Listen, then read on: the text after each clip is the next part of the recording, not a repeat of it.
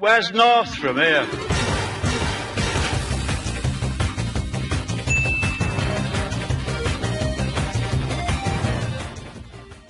Alright trainers, some Northern Guy here, and in a couple of days we're getting an episode of Gathering at the Pokemon House, which is a variety show that airs in Japan every Sunday.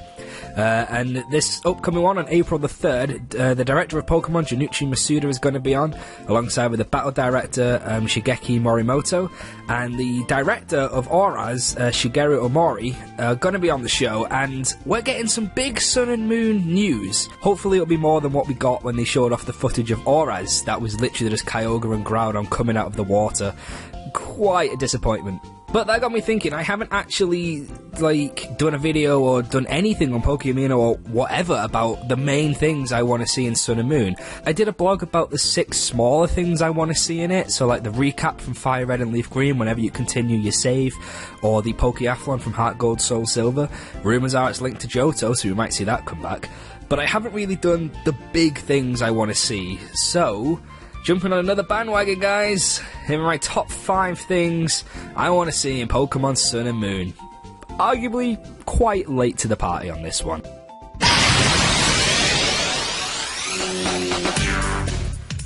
Okay, number 5 isn't something exactly game-changing. I could have chucked this on the 6 little things I want to see blog, but it's having the size comparison back in the Pokédex. This was something I really like to do. I found so much entertainment just checking out the sizes of Pokemon compared to me.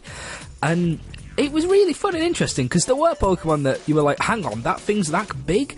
You know, things like that. Or, wait a minute, that's only like so small. Like, you know, Nidoking, Charizard, I'm looking at you boys. And we haven't had it since Gen 4. Gen 5 and 6 didn't have it.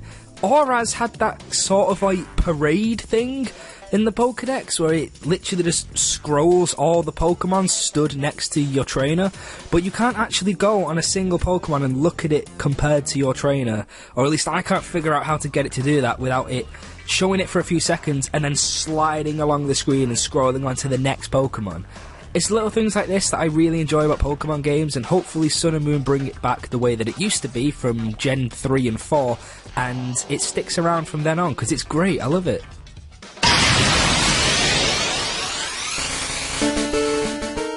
Number 4 is something I think a lot of people can get behind, and it's better Wi-Fi capabilities. And there's nothing wrong with the PSS, it's absolutely fantastic, but maybe we could upgrade it a little bit more. I've seen loads of people say that one thing they'd really like is to have like multiplayer rooms and things like that, like your typical online gaming on consoles, like matchmaking lobbies, those sort of things, which would be great for people who want to battle for fun and people who want to battle like super competitively. I think Sun and Moon would really benefit if people could search for people who want to battle just using in-game teams and people who want to battle with EV'd Pokemon. Now, obviously, how do we stop people taking fully EV'd Pokemon into the casual battles? And the only thing I can think of is if there's some sort of restriction that they can implement that stops Pokemon that have, like, obvious EVs. So if you've got a Pokemon that's got full EVs in attack, full in speed, and, you know, the rest have none, block it. But if you've got one where the stats and EVs are all round, like it just naturally happens when you play through the game, then they'd be allowed. I don't know how hard that would be to put in or how easy it would be, but I think that would be the best option. And I think they could implement a similar thing with trading Pokemon. You could have a room for people who just want to trade casual Pokemon, you could have a room for people who are really looking for shinies, a room for people after legendaries, something like that.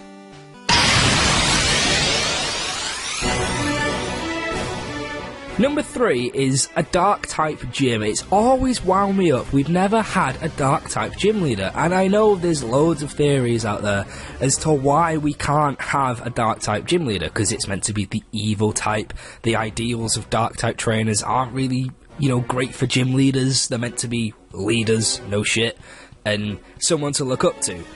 But wouldn't it just be good to just have a Dark-type gym and just forget all them theories? Just give us a Dark-type gym. I'd want it to be the first gym as well. I'm sick of seeing Rock-types as the first gym. 3 out of the 6 generations do this. Come on, change it up. Please don't give us a Rock-type gym as the first gym. Give us a Dark-type gym. If you want to be really daring, Game Freak, give us a Dragon-type gym for the first gym.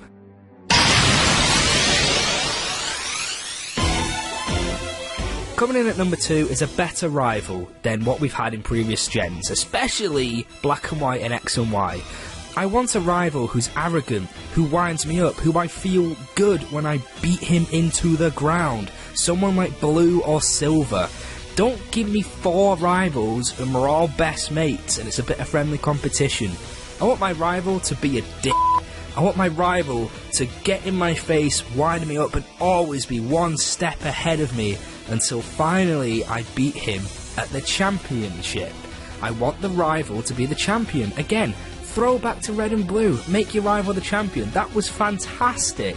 And final thing about the rival, I want to be able to pick their gender. I just think that would be cool. It's your rival, you know? It is your rival, your final obstacle to overcome. It'd be great if we could design them however we want, whether they're male, female, and pick their name, please. And if you do give us multiple rivals, Game Freak, let us name all of them.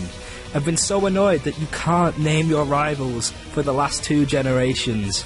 Please bring it back.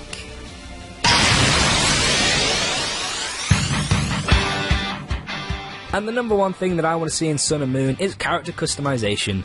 X and Y was fantastic. We could finally design our own trainers. And to be fair, there wasn't loads of customization. It was mostly clothes, and you could get contact lenses to change your eyes, and you could get hairstyles and stuff.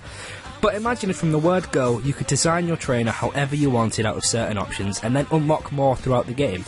If you want to make your trainer really fat or really thin or really tall and really short, then go for it. It'll be fantastic. You could create yourselves in the game. Literally create yourself. I'd make mine dead fat with glasses. It would feel like me. Give them a beard if you want to. Change their eye colour. Have multiple hairstyles. Let us decide whether we want to wear a hat or not. X and Y laid down the groundwork. I think Sun and Moon could perfect character customization, and it would give Pokemon an even bigger RPG feeling. And there we go, there are the top 5 things I want to see in Sun and Moon.